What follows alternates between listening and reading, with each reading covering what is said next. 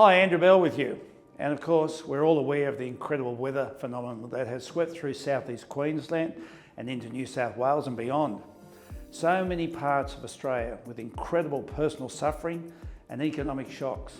Our thoughts go out to our fellow Australians who've had to endure so much in recent years. The Gold Coast largely avoided the worst of what was happening to other major centres.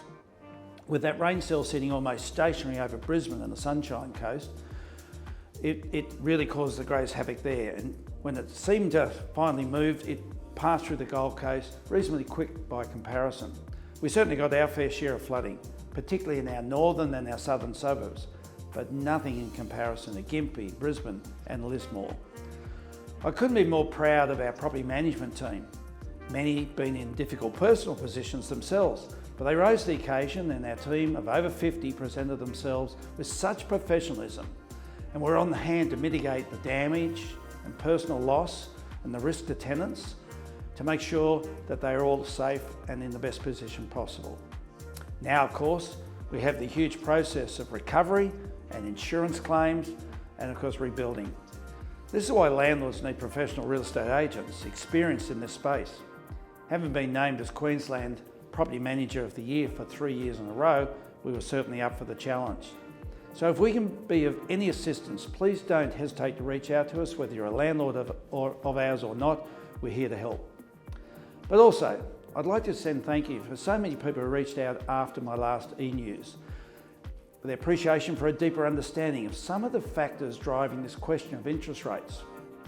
The jury's still out on exactly what's going to happen, but what we know is the factors that we've got to keep an eye out for.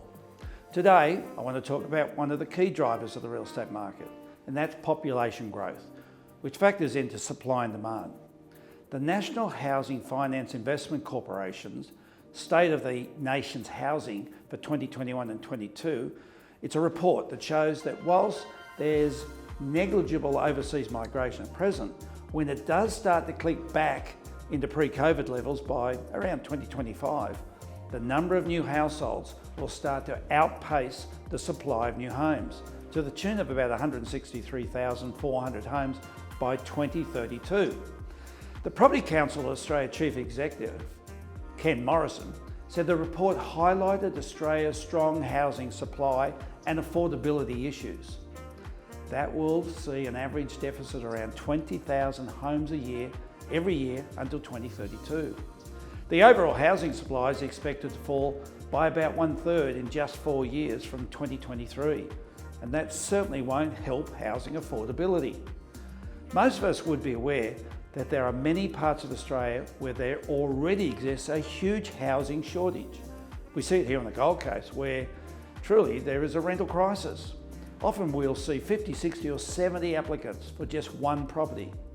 It's part of the reason why our housing prices have also been rising, because there's such strong demand for the limited supply of homes for sale.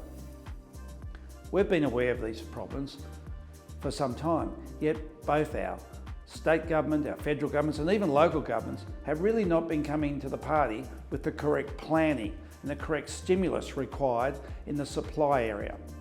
A much more concerted effort needs to be done to have a clear plan to build the housing where it's needed and to make it more affordable for people.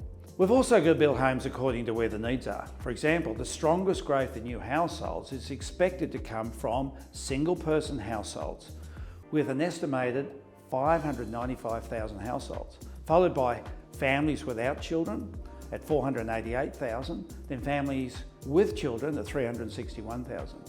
We need to open up the greenfield areas. You see, the problem is, and the report brings attention to this, is that it can take more than 6 years to get new housing into the market in certain jurisdictions. That's a long lead-in time. This is where governments of all persuasion need to clear the blockages. We see the need for new housing right now, and we see the affordability issues that exist right now.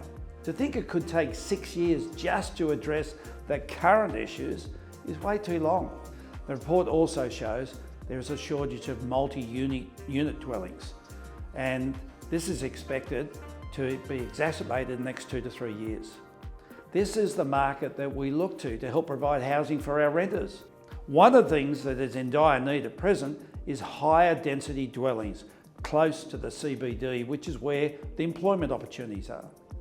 So it's back to the position we've been in for a while, and that is we have a genuine housing shortage through most parts of the country, and most critically amongst rental accommodation.